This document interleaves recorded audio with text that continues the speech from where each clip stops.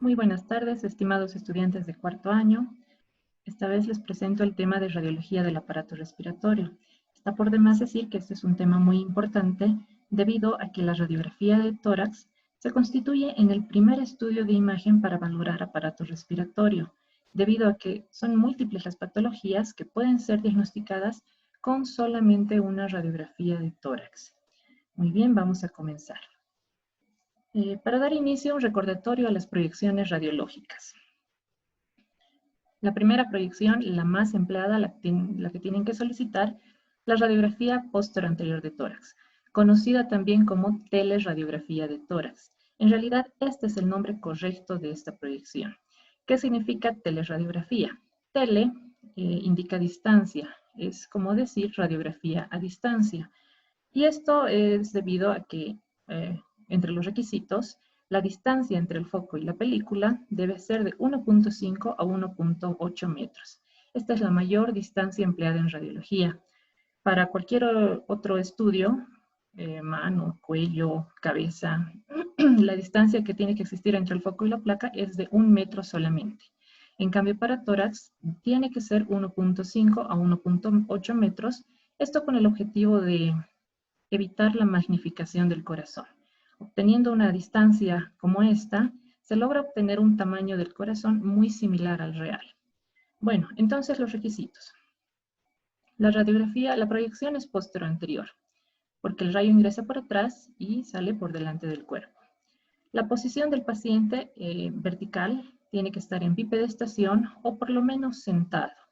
Las manos en la cintura y los codos hacia adelante. Esto para que se desplacen las escápulas de los campos pulmonares. Se debe lograr una apnea posinspiratoria. Quiere decir que al paciente se le indica que meta aire, que inspire y que se quede inmóvil. Nuevamente, la distancia es de 1.5 a 1.8 metros. Y aquí tenemos una radiografía posterior de tórax que posteriormente vamos a aprender a interpretar. Radiografía lateral de tórax. Es ideal realizar la radiografía lateral izquierda de tórax. ¿Esto por qué? Porque la idea es aproximar el corazón hacia la radiografía. Sabemos que en rayos X todas las estructuras que están más cerca de la radiografía son las que mejor se ven en la imagen. Y la radiografía lateral de tórax nos permite valorar zonas ciegas que no son visibles en la radiografía posterior. Por ejemplo, los senos costodiafragmáticos, anterior y posterior, el espacio retrocardíaco y el espacio retroesternal. Aquí tenemos, este es un ejemplo de una radiografía lateral de tórax. Y bueno, estas áreas que dijimos que son útiles para valorar están aquí. Aquí hay un espacio radiolúcido, que es el espacio retroesternal. Este otro espacio radiolúcido, el espacio retrocardíaco, que no son visibles en una PA. Tenemos la opacidad, esta opacidad anterior, que es el corazón. Es muy importante saber que si quieren valorar esternón, tienen que solicitar la radiografía lateral. Es aquí donde van a poder valorar esta estructura ósea. Tenemos los ángulos costodiafragmáticos anterior y posterior, los hemidiafragmas, el hemidiafragma izquierdo, que es el que llega al corazón y se borra, y el hemidiafragma derecho, que es el que se ve íntegro, desde un extremo al otro. Otra estructura importante para valorar la tráquea, y tenemos aquí el nivel del arco aórtico. Como proyecciones especiales está la proyección lordótica. Esta es una proyección especial que nos permite investigar lesiones localizadas en los ápices pulmonares. Esta es la forma de obtener la radiografía lordótica. Puede ser en decúbito, con los brazos hacia arriba, una angulación del rayo de aproximadamente 15 grados en dirección hacia los ápices pulmonares. Esta es la otra forma, con una posición, una lordosis del paciente, por eso también se denomina proyección lordótica, y el rayo ingresa en forma perpendicular. Ambas metodologías, ambas formas nos permiten obtener una imagen como esta, una imagen de los pulmones con la visualización de ápices pulmonares. Esto para la detección de patología en ápices. Por ejemplo, era bastante utilizada en los casos de tuberculosis, porque sabemos que las lesiones de tuberculosis afectan principalmente a los ápices. Aquí hay un ejemplo de una lesión. Esta es una opacidad que está localizada a nivel del ápice, y en una radiografía posterior anterior normal, con seguridad iba a estar cubierta por las clavículas. Así que el objetivo de la proyección lordótica es elevar clavículas para despejar ápices pulmonares. Otra proyección especial, la radiografía de tórax en decúbito lateral con rayo horizontal. El paciente debe estar en decúbito lateral. El rayo horizontal se obtiene de esta forma. El tubo tiene que estar al frente del paciente y es perpendicular. ¿Para qué nos sirve? Hay una lista de indicaciones que van a encontrar en los libros, pero en general el objetivo principal es valorar el movimiento de las lesiones. Por ejemplo, aquí tenemos una radiografía posterior de tórax y es evidente que hay algo está elevando la cúpula diafragmática, el hemidiafragma derecho. ¿Qué puede ser? Puede ser una hepatomegalia, puede ser una masa, puede ser un derrame subpulmonar. Entonces, en este caso, es posible solicitar una radiografía en decúbito lateral derecho con rayo horizontal y se puso en evidencia que lo que elevaba al hemidiafragma derecho era líquido. Así que se trató de un derrame subpulmonar. Esa es la utilidad que tienen las radiografías en decúbito lateral con rayo horizontal, valorar el movimiento de lesiones. Otra proyección especial, el tórax óseo. Esta radiografía de tórax es una proyección anteroposterior. Es anteroposterior porque en este caso no nos importa valorar pulmones, no nos importa ver corazón, nos tenemos que enfocar en las estructuras óseas. Y para ello no nos interesa si es AP o PA. Generalmente se obtiene una radiografía anteroposterior con una técnica apropiada que nos permita visualizar todas las estructuras óseas para detectar patología. Otra proyección, la parrilla costal. Esta es una proyección especial que en realidad son radiografías oblicuas y la recomendación para todos ustedes es que si ustedes sospechan de una fractura en costilla, ya sea derecha o izquierda, soliciten las radiografías oblicuas, la parrilla costal, proyección oblicua, porque la radiografía oblicua les permite observar el arco costal en toda su longitud, desde su inicio hasta su término. Y es más fácil detectar las fracturas de esta forma. Entonces, tanto la parrilla costal como el tórax óseo están indicados para la visualización del esqueleto torácico, nos permite demostrar fracturas costales, pone en evidencia lesiones destructivas del hueso, lesiones osteolíticas, y también nos ayuda a detectar masas de la pared torácica. Otra proyección especial, las radiografías del tórax en expiración. Expiración, tiene que botar todo el aire el paciente. Indicaciones, detección de neumotórax, casos de atrapamiento aéreo, entre ellos diferentes tipos de enfisema, y casos de membrana hialina. Hay situaciones especiales en las que es necesario obtener una radiografía anteroposterior para valorar pulmones y corazón. ¿En qué casos son las situaciones especiales? Por ejemplo, un paciente parapléjico, un paciente que no puede ponerse de pie, a eso me refiero. Si el paciente no nos puede colaborar y no puede ponerse de pie y nosotros necesitamos valorar pulmón, corazones, bueno, tenemos que realizar el estudio anteroposterior. En algún caso, el examen se realiza en terapia intensiva con un paciente en posición de cúbito supino, obviamente en mal estado clínico. Pero tenemos que tener ciertas consideraciones en esta radiografía. Primero, que magnifica estructuras, nos puede dar la impresión de una falsa cardiomegalia y un ensanchamiento mediastínico. La calidad técnica es baja, como está poco inspirada, vemos pulmones pequeños, hay un aumento de la densidad de los cilios. Y bueno, también indicar que la radiografía anteroposterior es la utilizada en niños, en bebés principalmente, no se les realiza anterior a bebés.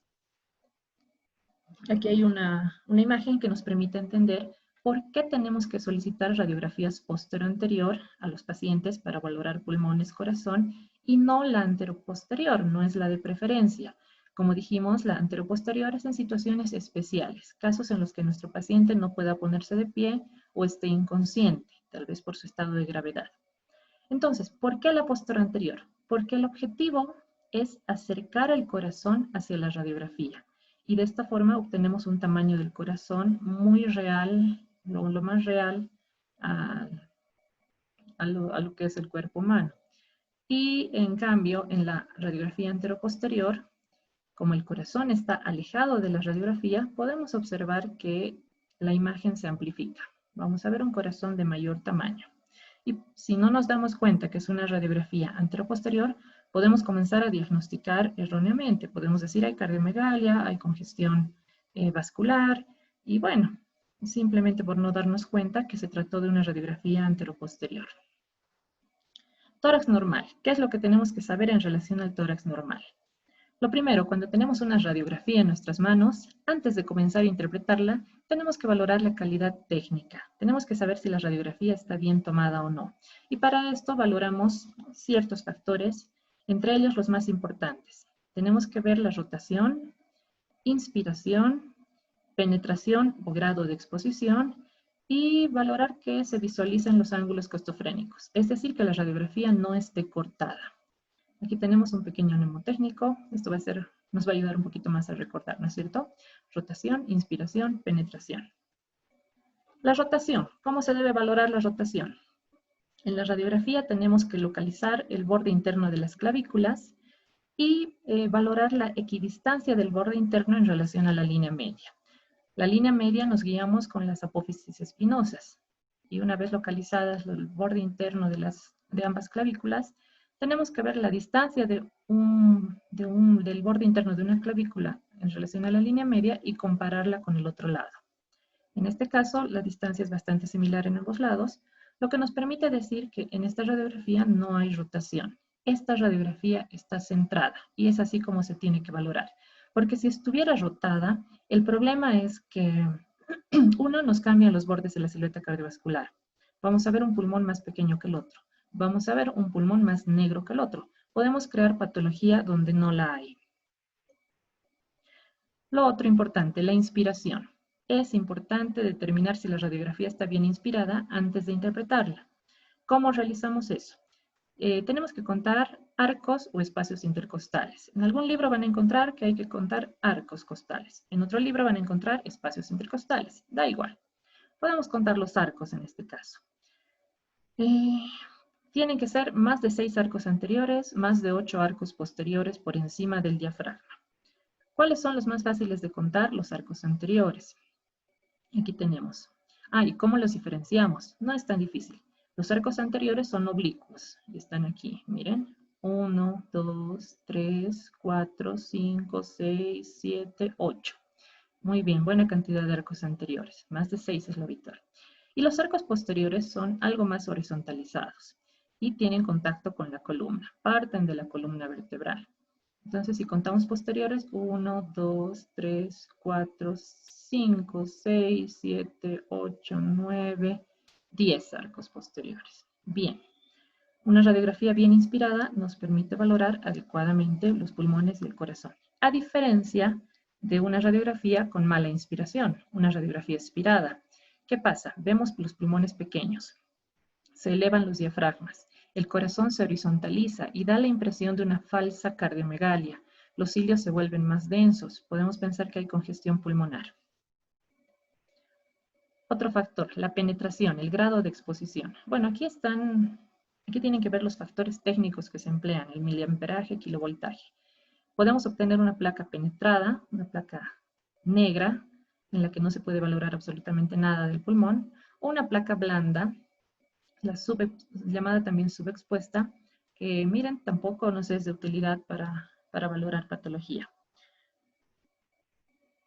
Método de estudio. ¿Cómo tenemos que valorar un tórax? ¿Cómo lo interpretamos? Esta es una recomendación. Tenemos que ver por fuera del tórax los tejidos blandos, valorar estructuras óseas, cúpulas diafragmáticas, senos cardiofrénicos y costofrénicos, ilios pulmonares, la transparencia pulmonar, trama broncovascular, pleura, mediastino, silueta cardiovascular y por fuera del tórax el abdomen. Entonces, ¿qué dicen los libros? No importa el orden, lo importante es no olvidarnos ninguna de estas estructuras. Lo que yo les recomiendo es hacer la valoración de afuera hacia adentro. Es un poquito más sencillo con este método que les sugiero y ya van a ver que no se van a olvidar nada. Entonces, ¿cómo comenzaríamos? Tejidos blandos, lo de afuera siempre. Ingresamos, nos encontramos con las estructuras óseas.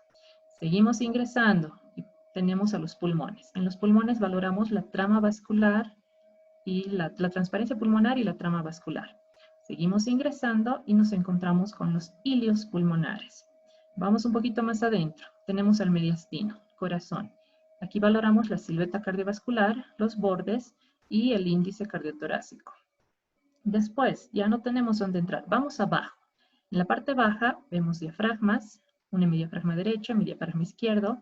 Aquí tenemos que valorar los ángulos, costo y cardiofrénicos. Y bueno, ya no hay nada que ver abajo, nos dirigimos arriba. La última estructura que es la tráquea y debe ser central. Como dice el anterior esquemita, también tenemos que valorar estructuras abdominales si es que se ven. El hígado, la burbuja gástrica en el lado izquierdo. Y eso sería todo. Esa es la recomendación. Ya van a ver que si ustedes siguen esos pasitos, no se van a olvidar de ninguna estructura. Bueno, valoración de tejidos blandos y estructuras óseas. ¿Qué tenemos que buscar? Masas en tejidos blandos, colecciones de aire, por ejemplo. Miren, aquí hay una masa que casualmente está destruyendo esta clavícula. Hay destrucción ósea. Lesiones como estas tienen que ser valoradas en tejidos blandos o estructuras óseas. Si hubiera una escoliosis, también tenemos que mencionarla, o algún tumor óseo. La transparencia pulmonar es aquí donde vamos a buscar todas las patologías que vamos a revisar hoy. Debemos ver la trama vascular. Tiene que ser visible. Todas esas imágenes blancas, finitas, se constituyen en la trama vascular, que en una radiografía con una técnica buena es visible. Por ejemplo, en esta imagen, lo que les quería mostrar es que muchos a primera impresión pueden pensar que aquí este es el pulmón, pero no, no es el pulmón. Miren, no tiene trama vascular, por lo tanto, esto es aire en el tórax, es un neumotórax. El pulmón está colapsado a este nivel.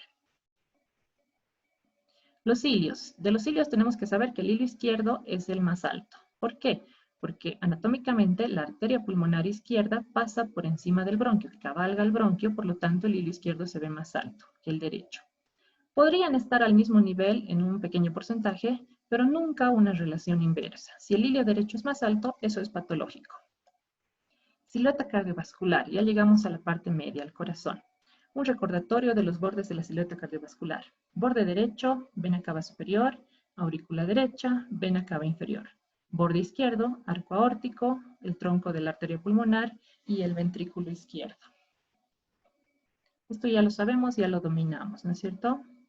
También cuando estamos en corazón tenemos que ver el índice cardiotorácico.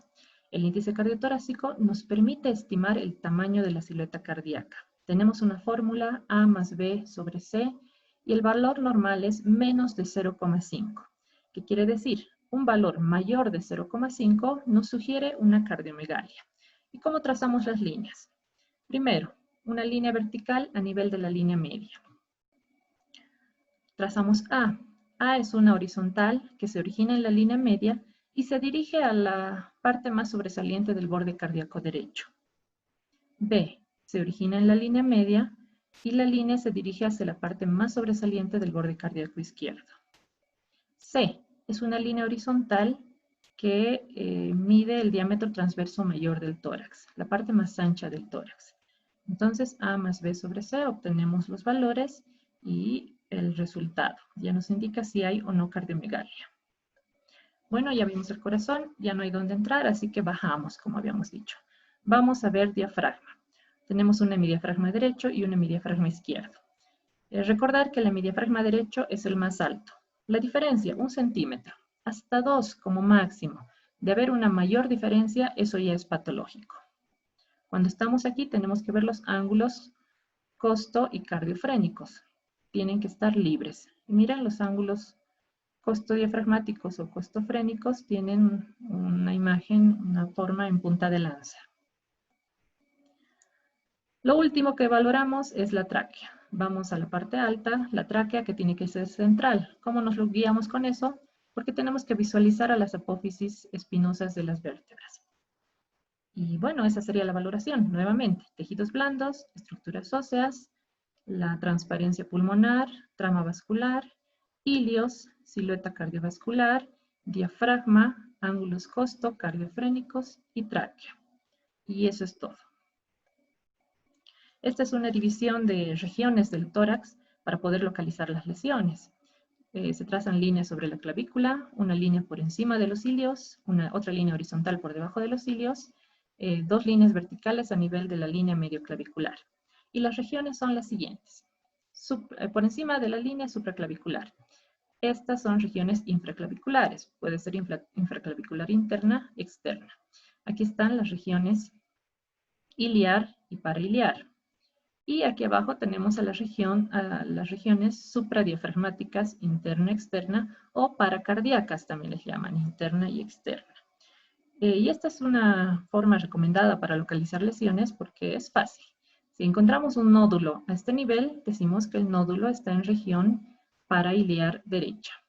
El nódulo está aquí, o la lesión, es una lesión en región supraclavicular izquierda.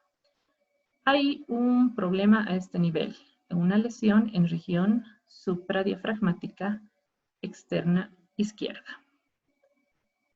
Entrando ya a las patologías. Un recordatorio de las principales patologías a nivel del aparato respiratorio. La primera, atelectasia.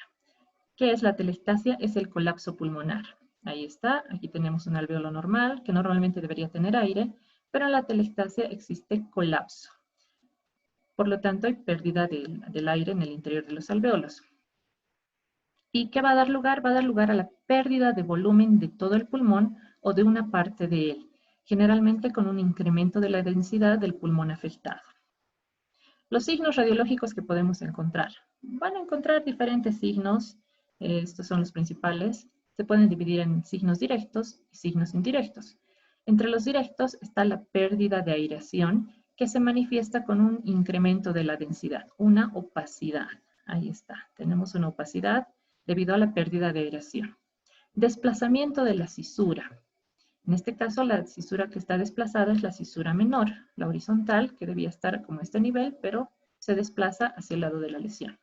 Los signos indirectos están en relación al desplazamiento de estructuras circundantes. Por ejemplo, el primero, elevación unilateral del diafragma. Aquí está. El hemidiafragma, del lado en el que está la atelectasia, se eleva. Desplazamiento del ilio al lado afectado, no está el ilio derecho, está arriba. Pinzamiento costal. Como hay una pérdida de volumen de este segmento del pulmón, es muy probable que los espacios intercostales a nivel de la opacidad estén disminuidos. Pinzamiento costal. Enfisema compensatorio hace referencia se observa en el parénquima pulmonar normal, que va a estar más grande, más aumentado de tamaño, más radiolúcido, porque este pulmón sano trata de compensar la función del pulmón que colapsó. Desplazamiento del mediastino al lado afectado. ¿Qué estructuras conforman el mediastino? El corazón. Entonces vamos a ver un desplazamiento cardíaco al lado de la lesión.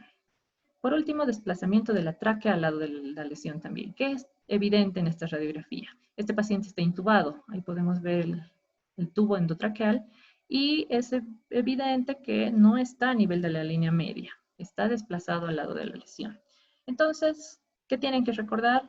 Que en la atelectasia se pierde el aire, disminuye el volumen del pulmón, y al haber disminución del volumen del pulmón, atrae a las estructuras que están alrededor. Se desplaza la tráquea, se desplaza el corazón, el ilio, la cisura al lado de la lesión, se eleva el hemidiafragma y hay un enfisema compensatorio con pinzamiento costal.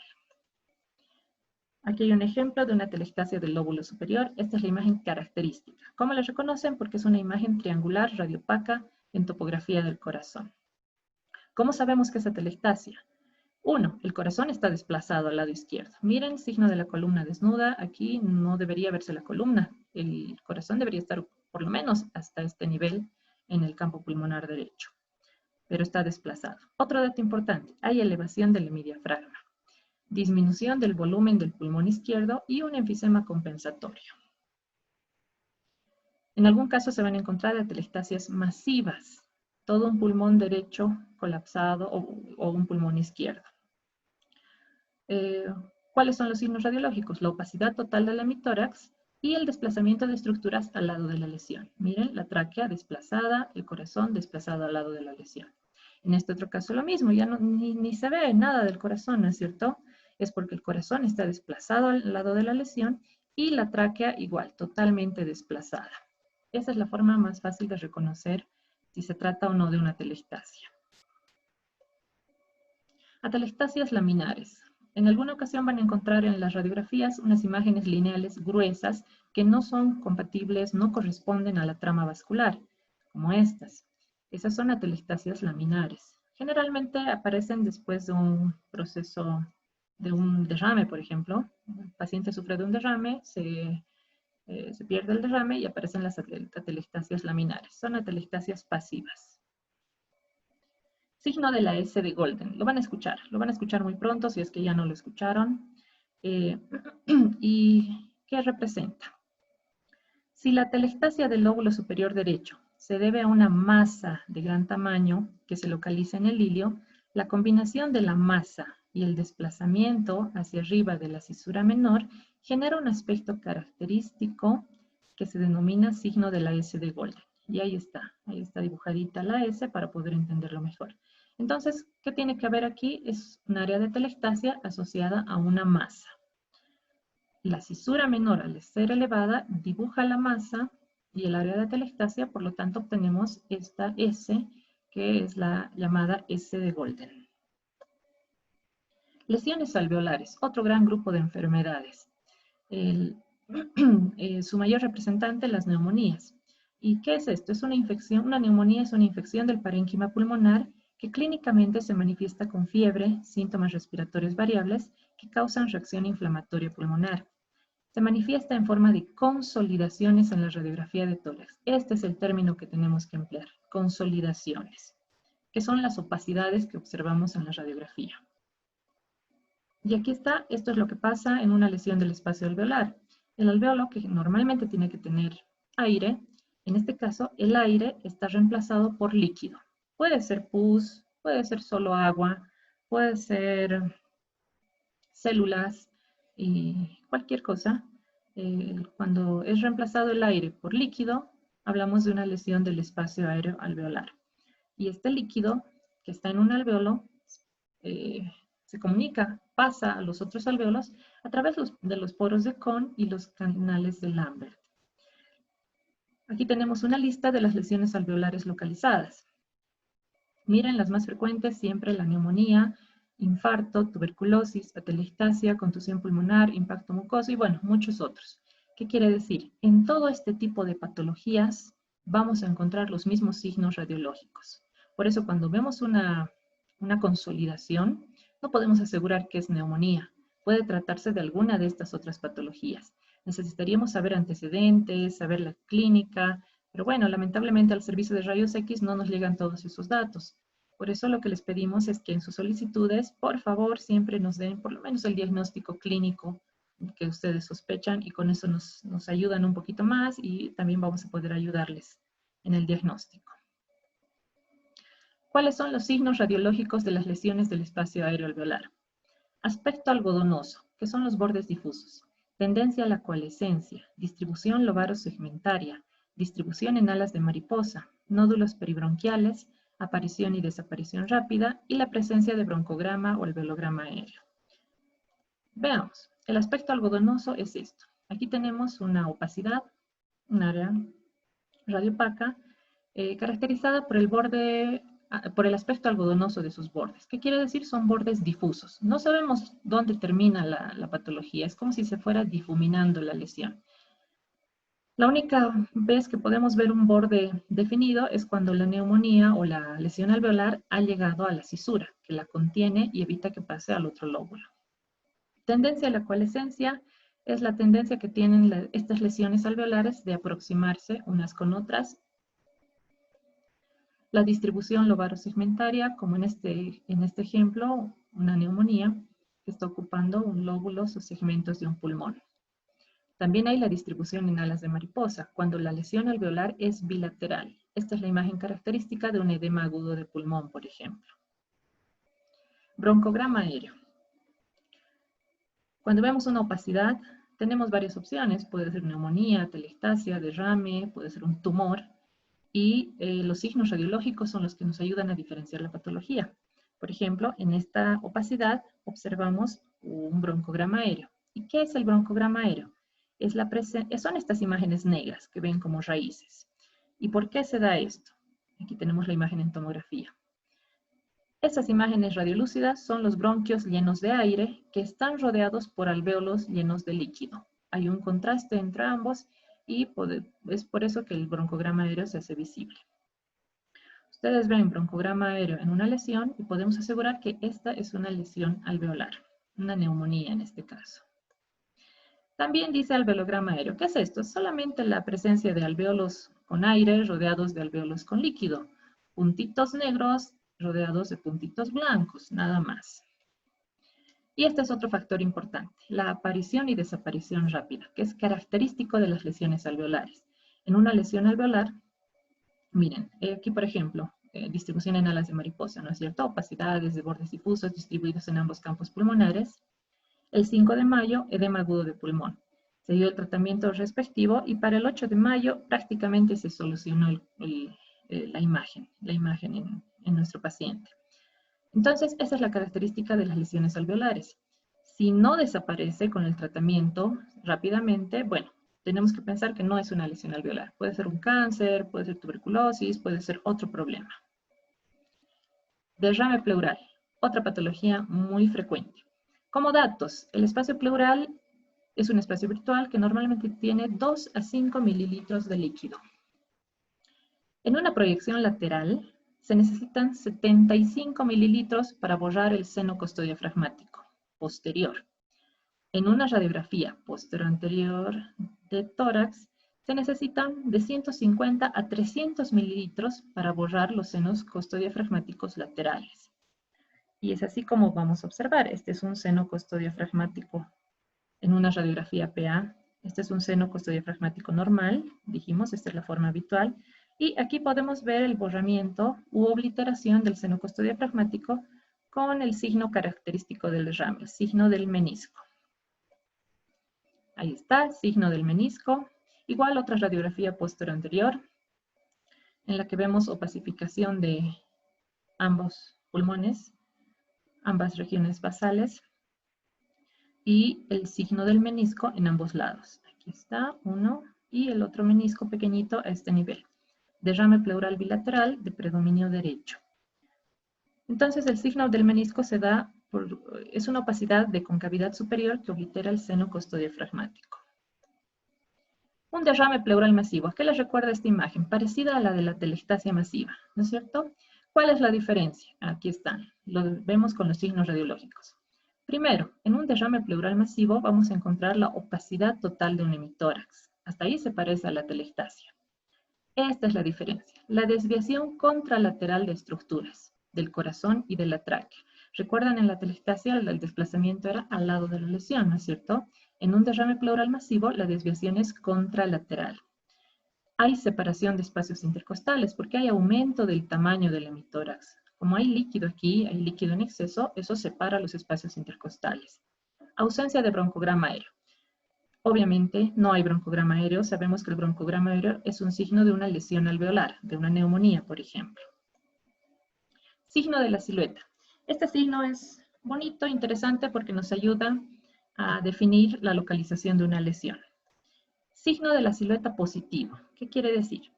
Una lesión de localización anterior borra el borde cardíaco o del mediastino. Por ejemplo, aquí vemos que hay una lesión. Cuando la lesión está en contacto con el corazón, o sea, es anterior, no se distinguen los bordes de la lesión ni del corazón, como en este caso. Miren, yo no distingo dónde comienza, dónde termina la masa y tampoco distingo los bordes del corazón. ¿Qué me sugiere? Que la masa es anterior y que está tocando al corazón. Se obtiene la radiografía lateral y ahí está. Sí, se confirma, la masa era anterior y estaba en contacto con el corazón. Por eso no se ven sus bordes, no se logran distinguir. Signo de la silueta negativo.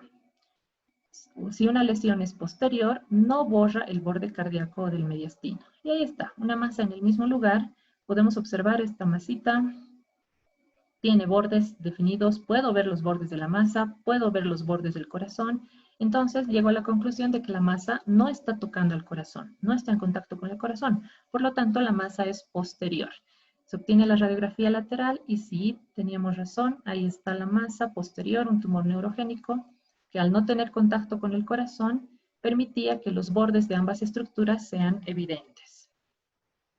Otro tipo de patologías, los que están en relación al aumento de la radiotransparencia. ¿A qué se debe el aumento de la radiotransparencia? Quiero decir, ¿a qué se debe que se vean más negros los pulmones? Se debe principalmente a la disminución de la densidad de los pulmones. Hiperclaridad pulmonar, hipertransparencia pulmonar son los términos que podemos utilizar. Esta densidad de los pulmones es debida a los vasos sanguíneos, a los vasos pulmonares, y la mayor parte de las lesiones está producida por la disminución del calibre del árbol arterial. Esto dado por la hiperinsuflación o la destrucción del parénquima pulmonar. Hay que tener cuidado con las lesiones espúreas. Espúreo quiere decir falso, las lesiones falsas. Por ejemplo, aquí tenemos una radiografía posterior de tórax que si alguien observa, tal vez noten esta disminución de la opacidad o un aumento de la transparencia, mejor dicho, del pulmón derecho. Si no prestamos detalles, si no prestamos atención a los detalles, podemos decir que aquí hay un enfisema, porque este pulmón está más negro, pero no. Aquí lo que teníamos que ver era tejidos blandos, ahí nos íbamos a dar cuenta que esta es una mujer, esta es una paciente de sexo femenino que tiene una mama, la mama izquierda, y en el lado derecho no está la otra mama. Es una paciente mastectomizada y este es el cambio que ocurre en una radiografía de tórax cuando se retira una mama en la paciente. La mama tiene densidad grasa y nos da una opacidad leve que se sobreañade al tórax, cosa que al no existir en este pulmón pone en evidencia una hiperclaridad pulmonar, pero de causa espúrea, así que es falso. Neumotórax, igual una patología que van a ver con frecuencia. Una de sus principales causas, la rotura de una bula o de un bleb, suele ser secundario a un traumatismo también. Y entre los hallazgos radiológicos del neumotórax encontramos radiolucencia que rodea al pulmón. Aquí está. Esto quiere decir, esta imagen negra que rodea al pulmón. Eso hace referencia a la radiolucencia. No se observa trama vascular, ese es un dato importante, porque si no hay trama vascular, eso no es pulmón, es solamente aire. Línea fina producida por la pleura visceral que está separada de la parietal. A esta línea, esta es la línea fina que corresponde a la pleura visceral, la cual está separada de la pleura parietal por aire. Separación de espacios intercostales. Sí, si comparamos este espacio intercostal con este otro, vemos que aquí hay separación del espacio, esto debido al aumento de tamaño del hemitórax. Horizontalización de costillas, también debida al aumento de tamaño del hemitórax. En un neumotórax a tensión encontramos casi los mismos signos, pero bueno, como es a tensión, en este caso vamos a ver una masa a nivel del ilio, en casos de un neumotórax marcado, y esta masa corresponde al pulmón. Cualquiera, como les decía a simple vista, piensa que este es el pulmón derecho, pero no, cuidado, no tiene trama vasculobronquial. No hay trama vascular, mejor dicho. Al no haber trama vascular, entonces entendemos que esto solamente es aire. ¿Dónde está el pulmón? Colapsado. El pulmoncito está colapsado como una masa. No solamente eso, hay desplazamiento contralateral de estructuras. Tanto aire en este hemitórax está aumentando el tamaño del hemitórax, desplaza estructuras del mediastino hacia el lado contralateral, separa los espacios intercostales, igual hay horizontalización de costillas y descenso del hemidiafragma del lado afectado. Atrapamiento aéreo, otra patología que aumenta la claridad pulmonar. El atrapamiento aéreo en personas adultas generalmente es debido a un enfisema. En personas jóvenes puede ser un asma. Y hace referencia al aumento del tamaño más allá de lo normal de los espacios aéreos distales al bronquiolo terminal debido a la dilatación o destrucción de sus paredes. ¿Qué quiere decir? Ahí está, los alveolos están más grandes, llenos de aire, en algún caso se rompen, se unen a otros alveolos. Los signos radiológicos de un enfisema o atrapamiento aéreo. Transparencia pulmonar aumentada. ¿Qué quiere decir? Que los pulmones están más negros de lo habitual. Aumento del diámetro anteroposterior del tórax. Ese es el signo del tórax en tonel. Como los pulmones tienen más aire, están más grandes. Eso aumenta el tamaño del tórax. Diafragmas bajos y aplastados por el aumento del tamaño de los pulmones. Corazón pequeño y vertical, signo del corazón en gota. Ahí está, es el corazón característico. Este pobre corazoncito está presionado por ambos pulmones, por eso es vertical y pequeño. Y la separación de espacios intercostales debido a que existe demasiada cantidad de aire en los pulmones. Podemos ver en el enfisema que hay un aumento del diámetro anteroposterior del tórax. Este es el tórax en tonel. Normalmente el tórax tiene una forma ovalada, ¿no es cierto? En cambio, cuando hay un enfisema, al haber más cantidad de aire, la forma del tórax se modifica. Aumenta el diámetro anteroposterior y por eso lo denominamos tórax en tonel.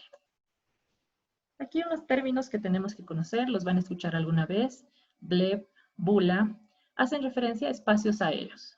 Bleb, por ejemplo, es un espacio que tiene aire que es 1 centímetro, que alcanza un tamaño de 1 centímetro como máximo. En cambio, una bula es un espacio también lleno de aire con un diámetro mayor a 1 centímetro. Mire, puede ser una lesión así gigante como esta, pero la característica es que su pared es de menos de 1 milímetro de espesor. También van a escuchar por ahí el término de neumatoceles, aunque se prefiere no utilizar estos términos, pero bueno, si lo encuentran, tienen que saber qué es.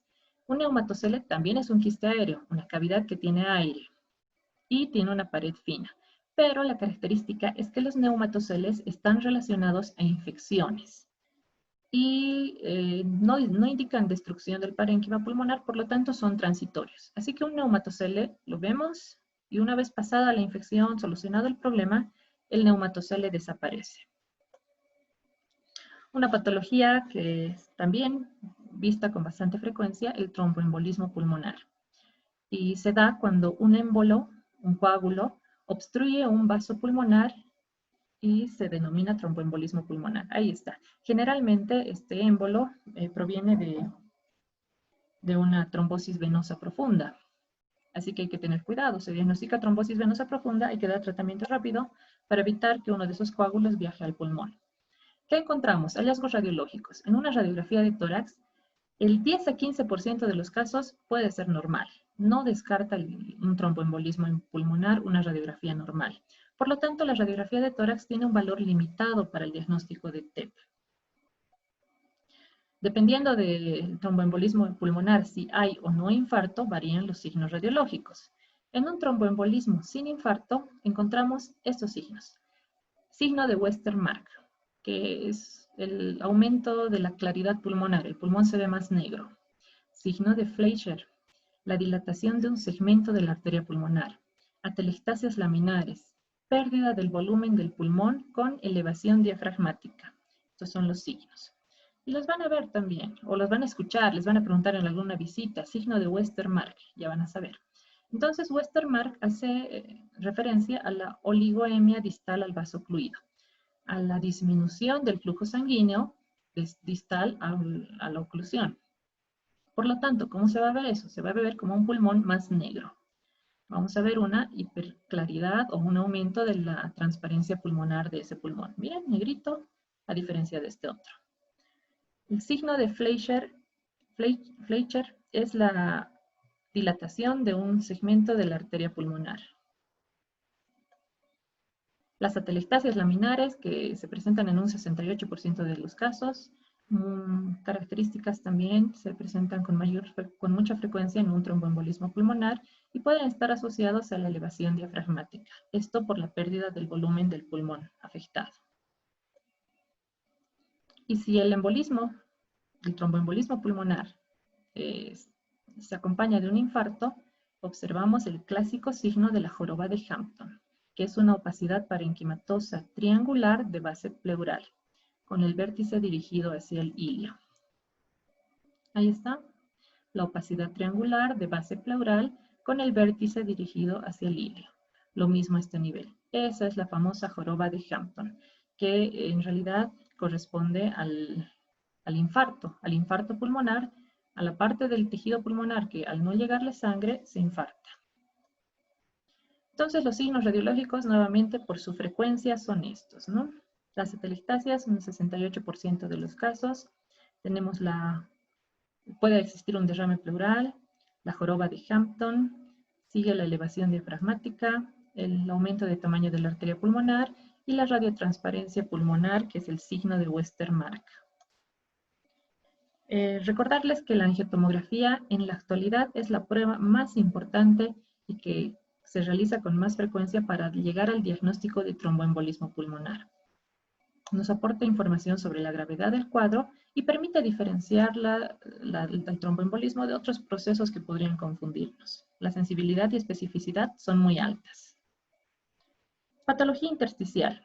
Se divide en localizada y difusa. En la patología localizada están los nódulos y masas pulmonares y en la difusa están los patrones habituales que vamos a revisar. Nódulos y masas. Es importante conocer esto. Recordarlo, ya lo sabemos. El nódulo es una lesión que tiene menos de 3 centímetros de tamaño. En cambio, una masa tiene más de 3 centímetros. Nódulo pulmonar solitario, miren, menos de 3 centímetros, una lesión única en todo el pulmón. Causas son múltiples. Ahí están carcinoma, granulomas, metástasis, quistes, adenomas, y bueno, ya los pueden leer. ¿Qué características tienen? Hay que valorar su forma, el contorno, la localización, la presencia de calcificaciones, el crecimiento, la existencia de cavidades en su interior. Lesiones benignas como el amartoma y el granuloma presentan calcificaciones. Estas imágenes de mayor densidad en el interior son calcificaciones y generalmente están en relación a nódulos benignos. Los nódulos malignos frecuentemente muestran espiculaciones, esos bordes irregulares como espículas, y frecuentemente umbilicaciones también. La presencia de una prolongación hacia la pleura, que es la cola pleural, aquí podemos observar, también es típica de un carcinoma.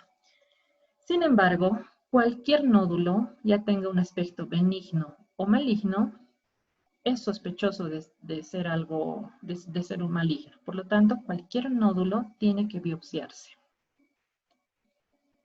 Podemos encontrar nódulos pulmonares múltiples. Esta es una imagen característica, el signo de balas de cañón o suelta de globos. Cuando ustedes vean una de estas lesiones, mejor dicho, la primera patología en la que van a pensar es metástasis pulmonar, que es casi patognomónico de metástasis pulmonar. Ahí está. Entonces, ¿qué observamos? Múltiples opacidades redondeadas, de diferente tamaño, irregular distribución en ambos campos pulmonares. Metástasis pulmonar. Otras masas, masas pulmonares, las que son mayores de 3 centímetros. Esta es una característica, el quiste hidatídico, sus bordes definidos, regulares, forma ovalada o redondeada. En este otro caso vemos una masa que la característica principal aquí es el nivel hidroaéreo en su interior. El nivel hidroaéreo nos sugiere, lo primero que se nos tiene que venir a la mente viendo un nivel hidroaéreo es que se puede tratar de un absceso pulmonar, sobre todo si los bordes de la lesión son gruesos e irregulares. Si solamente vemos un nivel hidroaéreo con paredes delgaditas, puede tratarse de un quiste hidatídico que ha vaciado su contenido a un bronquio. Aquí tenemos otro ejemplo de masa. ¿Qué proyección es esta? Una lordótica, ¿no es cierto? Los brazos elevados, el objetivo elevar las clavículas para despejar el ápice pulmonar izquierdo donde está la masa. Entonces, esto se trató de un cáncer. Causas de masas pulmonares similares a los nódulos. Ya ven, cáncer, quiste, metástasis, casi lo mismo, ¿no es cierto? Entre la patología intersticial difusa tenemos patrones, entre ellos el patrón miliar, lineal, empanal de miel, retículo nodular. Actualmente se denominan lesiones infiltrativas difusas. Vamos a hacer un breve repaso de cada uno de estos patrones. El patrón miliar son lesiones nodulares redondeadas menores de 5 milímetros, de 1 a 3 milímetros, dicen algunos libros, que se distribuyen uniformemente en el parénquima pulmonar. Aquí, en Bolivia, un patrón miliar nos sugiere tuberculosis. Tuberculosis miliar, nuestra primera opción. Y ahí está la imagen. Este es el patrón miliar. Pueden observar en los pulmones esas múltiples imágenes puntiformes, distribuidas en ambos campos pulmonares. Como les digo, si aquí en Bolivia nosotros vemos este punteado fino, este patrón, lo primero que se nos tiene que venir a la mente es que es una tuberculosis miliar hasta demostrar lo contrario. El patrón lineal es un patrón que se caracteriza por la presencia de las líneas de Kerley, que llamamos, que corresponden a engrosamientos de septos interlobulares. Sabemos que hay diferentes líneas de Kerley. Las más frecuentes, las líneas de Kerley de tipo A y las líneas de Kerley B. Las A producen un patrón reticular en dirección oblicua y hacia el hilio. Las líneas B son líneas horizontales de 1 a 2 centímetros localizadas en senos costodiafragmáticos. Y aquí tenemos, estas son las líneas B, líneas horizontales de 1 a 2 centímetros localizadas en senos. Y las líneas A son estas líneas, este patrón lineal reticular con dirección hacia los hilios. Un ejemplo de un edema intersticial, y en este otro caso se trató de una linfangitis carcinomatosa. Patrón en panal de miel o panal de abejas es el patrón característico de la fibrosis pulmonar. Y se caracteriza por la presencia de quistes de pequeño tamaño hasta 1 centímetro de diámetro, distribuidos principalmente en la periferia. ¿Qué significa? Lesión destructiva final con fibrosis y distorsión arquitectural severa del pulmón. Y aquí está. Así es como se observa una fibrosis pulmonar en una radiografía. Este es el patrón intersticial característico, que en realidad es un patrón, hay líneas, hay patrón lineal, reticular, nodular incluso, que caracteriza la fibrosis intersticial o fibrosis pulmonar. En la tomografía son evidentes esas lesiones quísticas de las que hablábamos. Por eso se denomina panal, el patrón en panal de abejas o panal de miel, porque son múltiples las imágenes quísticas que están comprometiendo al pulmón. Bueno, el último, el patrón retículo nodular, que es una mezcla de líneas y pequeños nódulos. Su representante, su más frecuente es la sarcoidosis. Ahí está, nódulos y líneas en el pulmón. Bien. Importante, radiología de lesiones tuberculosas. Sabemos que las vías de diseminación de la tuberculosis, entre las vías están la linfógena, hematógena, directa. Manifestaciones radiológicas de tuberculosis primaria, tenemos 4 patrones de presentación principales. 1, la infección lobar. 2, presentación ganglionar. 3, afectación pleural. 4, tuberculosis miliar. Veamos, la infección lobar, ahí está. Es un área de consolidación, es la forma alveolar de la tuberculosis. Y la neumonía tuberculosa puede afectar cualquier lóbulo. Sin embargo, sabemos que los lóbulos que son afectados con mayor frecuencia son los lóbulos superiores. Entonces, si nosotros vemos un área de consolidación en ápices, en ápice de cualquier pulmón, lo primero que tenemos que pensar aquí en Bolivia es que se puede tratar de una tuberculosis. Presentación ganglionar. Es la presencia de adenomegalias, ganglios, que generalmente están a nivel de hilios, y los vamos a observar en la radiografía como masas o un ensanchamiento iliar. Vemos ensanchamiento iliar, eso nos sugiere que hay ganglios, hay adenomegalias, por lo tanto también tenemos que sospechar que se trata de una tuberculosis. Afectación pleural, esa es la presencia del derrame pleural. Es más frecuente en adultos jóvenes. Y si vemos un derrame pleural en una persona joven que no tiene otros antecedentes, no había nada más, también nuestra primera opción tenemos que descartar una tuberculosis. Y la tuberculosis miliar, que ya habíamos visto este patrón, corresponde a los nódulos, micronódulos, mejor dicho, debido a que miden menos de 5 milímetros. En este caso, de 1 a 3 milímetros los micronódulos de la tuberculosis miliar.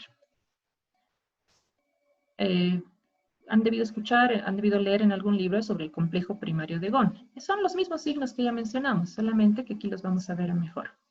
Complejo primario de Ghon, 3 componentes, hay una triada.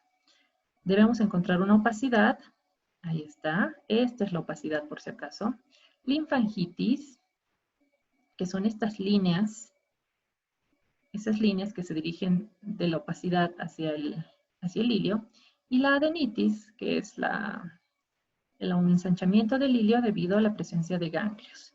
Entonces, opacidad, linfangitis y adenitis. Esas son los 3 componentes del complejo primario de Ghon.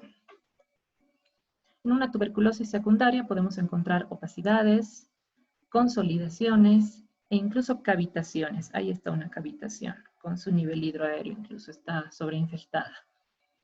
A diferencia de la tuberculosis primaria, en la secundaria ya no hay ganglios. Aquí otros ejemplos de cavitaciones. Por ahí a alguien le gusta decir cavernas, pero no es el término apropiado. Lo mejor lo conocemos como cavitaciones, que son espacios llenos de aire de pared gruesa. Se diferencian de las bulas, de los blebs por el grosor de la pared. Las cavitaciones tienen pared gruesa. Puede dejar secuelas en el pulmón la tuberculosis y así queda un paciente después de una tuberculosis, como una telestasia cicatrizal. Podemos observar el área de telestasia, es esta opacidad que está en el ápice pulmonar derecho, que está traccionando todas las estructuras. Hay elevación del diafragma, miren el pinzamiento, el signo de la tiendita de campaña. Tenemos el desplazamiento del corazón, deformidad, prácticamente aquí parecería que no hay corazón, pero eso es por la fuerza de atracción que tiene esta lesión sobre el corazón. Hay elevación de ilios, no solo del derecho, también el izquierdo se ve afectado. Y pueden ver que aquí hay un pequeño derrame pleural también asociado. Estas son las secuelas. Así queda un paciente después de una tuberculosis, lamentablemente. Para terminar, lesiones encontradas en COVID-19 que está tan de moda ahora.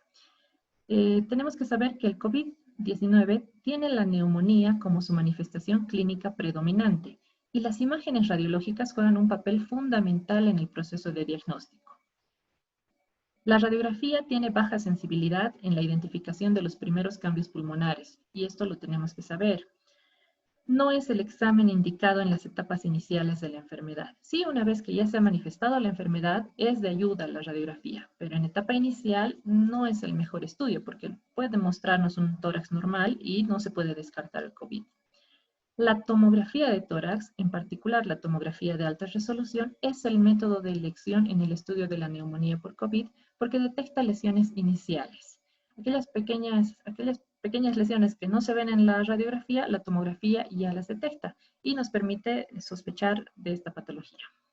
Pero bueno, estamos en rayos, así que tenemos que saber. En COVID-19, una radiografía normal, se puede observar una radiografía normal en la etapa temprana de la enfermedad y no descarta el diagnóstico. Ya cuando se ha manifestado la enfermedad, podemos observar opacidades y consolidaciones. ¿Cuál es la diferencia entre opacidad y consolidación? La diferencia es que la opacidad es más tenue. Son lesiones tenues. ¿Como cuáles? A ver, lesiones tenues. En cambio, las consolidaciones son aquellas lesiones más radiopacas, más densas. Entonces, opacidades, consolidaciones. El predominio siempre es bilateral, inferior y periférico. Esa es la característica de las lesiones de COVID. Bilateral, inferior y periférico. Opacidades y consolidaciones. Listo, eso fue todo. Muchísimas gracias a todos por su atención. Espero que les sea de ayuda esta clase, este pequeño gran recordatorio que les va a servir, de hecho, ya sea en su vida profesional, en el internado, siguientes años. Que les vaya muy bien.